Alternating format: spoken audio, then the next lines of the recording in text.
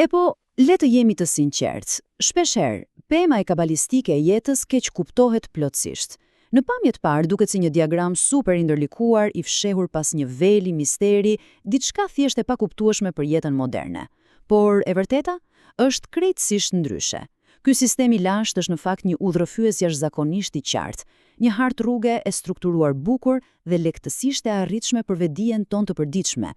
Gjatë kësaj analize, do të shohim se si kjo strukturë është një mjet fantastik, një busull reale për të kuptuar rritjen personale dhe për të arritur një harmoni të thellë emocionale, çdo ditë brenda secilit prej nesh.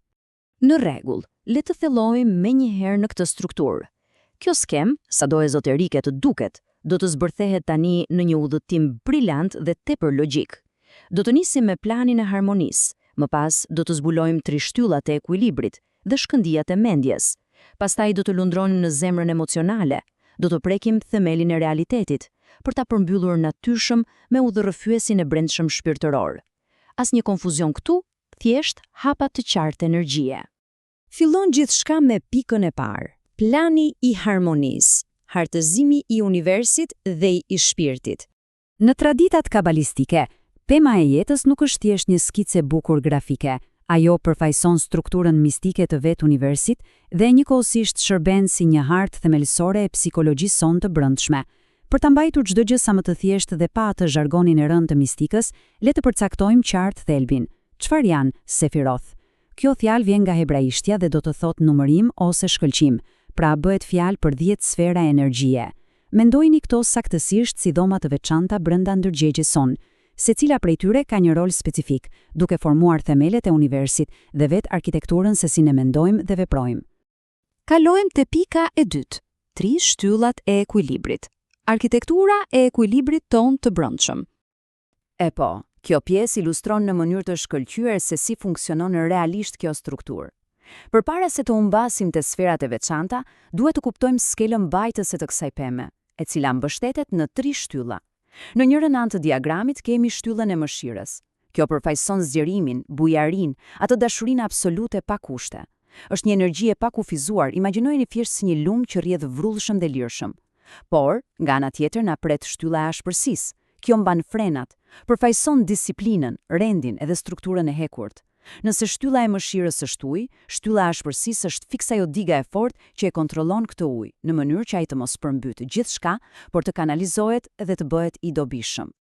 Dhe në mes të këtij tensioni të vazhdueshëm, midis atij ujit të furishëm dhe asaj dige shtrënguese, ngrihet gjithmonë shtylla qendrore, rruga e artë e mesit. Dgjoni, nëse po përpiqemi të navigojmë me sukses kaosin e përditshëm të kësaj jete, e gjithë vëmendja duhet jetë këtu. Ky bosh qendror merr dëshirën tonë shpërthyese për të zgjeruar dhe nevojën tonë strikte për kufizim dhe i harmonizon ato në mënyrë të përsosur. Është pikërisht vendi ku ruhet ekuilibri ynë mendor dhe ku gjenjet qetësia e vërtetë shpirtërore. Le të shohim pjesën e tretë, shkëndijat e mendjes, procesi se si krijohet gjithçka.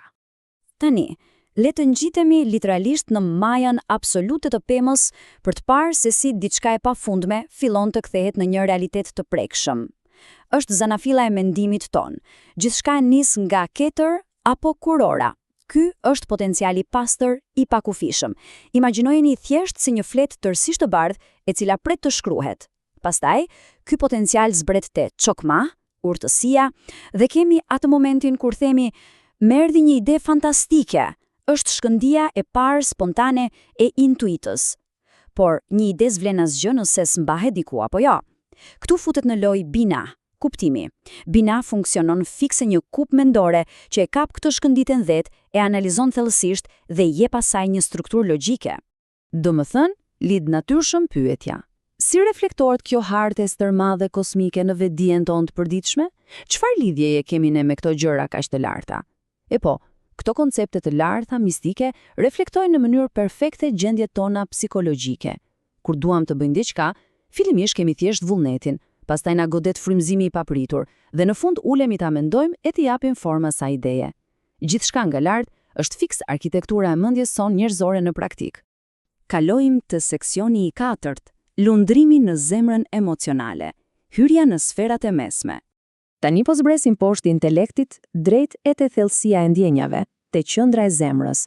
Përvoja e vërtet për të pasur paqe në fund të ditës varet komplet nga ekuilibrimi i këtij sektori këtu, dhe mënyra se si arrihet është thjesht geniale. Në tabelë shohim hesed, mëshirën, kjo është dashuria e pastër, pranimi dhe bujaria e madhe. Por e dim të gjithë që dashuria thellësisht e pakushtëzuar shpesh verbohet. Ndaj na duhet patjetër energjia e geburas, forca dhe disiplina që presin si me shpatë. Ajo që thot mjaft, që vendos kufit e shëndetshëm. Mrekullia ndodh aty në mes, dhe tiferet, bukuria, e lidhur fort me diellin. Ajo balancon në mënyrë perfekte dhe mshurinë e butë të zemrës me atë forcën strikte të shpatës, duke na sjellë vetdijen më të shëndetshme të mundshme. Pjesa e 5, themeli i realitetit. Ndryshe, drejtimin nga sferat e poshtme. Pra, pika thelbësore këtu është se, pasi e kemi procesuar si mendim dhe e kemi rregulluar emocionet, duhet të kthejmë gjithçka në një realitet veprues. Për te koncepteve, nevojitet aksion solid. Kemi necah, që është zjarri i papërmbajtshëm, ai pasioni njerëzor që na bën të lëvizim nga vendi. Në anën tjetër, gjendet hod, logjika e ftohtë, gjuha, detajet dhe plani strikt se si do të arrijmë vërtet ato që duam. Çelësi suksesit është kur ai pasioni ekstrem ushqen atë logjikën ekstreme dhe së bashku derdhen tek jesod. Themeli ynë. Jesod është vetë nënvedia jon që merr këto dy forca dhe përgatit fushën konkrete për të bërë gjërat realitet. Dhe kështu, ky udhëtim i mrekullueshëm arrin në mbylljen e tij absolute, te stacioni i fundit. Ky është Malkuth, mbretëria. Kjo është bota jon fizike, është tavolina, vendimi i prerë, veprimi jon i përditshëm.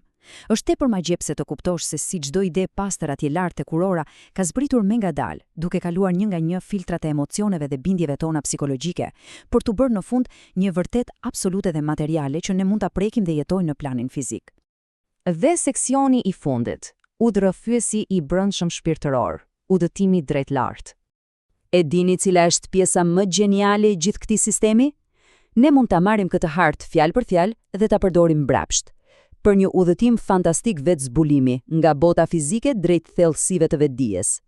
Për ta bërë këtë ngjitje lart, duhet të kalojmë përmes 22 shtigjeve mistike, që lidhin në mënyrë të drejtë sefirotet, sferat mes tyre. Në traditat ezoterike, këto korrespondojnë me 22 shkronjat e alfabetit hebraik, dhe secila prej këtyre rrugica përfaqëson një sfidë, një fazë tepër konkrete transformimi. Është si të kalosh nga një nivel vetdije në një rafsh më të lartë, drejt pastrimit total, te maja e pemës.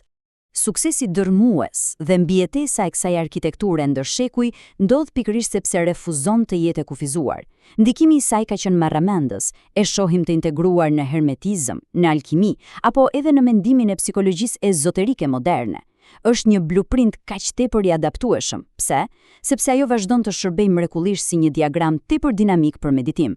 Praktikisht, është një model pothuajse matematikor që tregon fiks hapat se si evoluan vetë mendja njerëzore, një hartë thellësisht briliante. Kjo shprehje e fuqishme kap në thelb gjithçka po diskutojmë sot me një entuziazëm të jashtëzakonshëm. E gjithë kjo strukturë nuk është aty thjesht për t'u admiruar si diçka misterioze nga e kaluara, është i pasqyrë. Dhe mesazhi themelor këtu është tepër inkurajues për rritjen personale, secili nga ne ka kapacitetin e lindur të jashtëzakonshëm për të reflektuar brenda vetes, për të ekuilibruar këto forca të brendshme e për të shkuar drejt atij ekuilibri të ndërgjegjshëm. Ne kemi forcën për të gjetur një harmoni universale brenda vetes son. Pra, për ta sjellë gjithë ato teori atje lart drejt për drejt në realitetin ton të përditshëm, le ta mendojmë pak. Cila shtyllë brenda nesh kërkon më shumë vëmendje sot për të gjetur atë harmoninë e vërtetë? Ndoshta na duhet pak më tepër nga ajo rrjedhje e lirë e faljes dhe mëshirës, apo mbase është domosdoshmëri, ajo forca për të shtrënguar rigorozisht kufit tan nga shtylla e ashpërsisë. Gjetja e atij udhëtimi të lirë në mes të dyjave është me të vërtetë një nga provokimet më fantastike për mendjen. E po, kjo është e gjitha rreth thelbit të këtij diagrami briljant. Me kaq, mbyllet edhe kjo analizë thellë e pemës së jetës, mbetshit balancuar.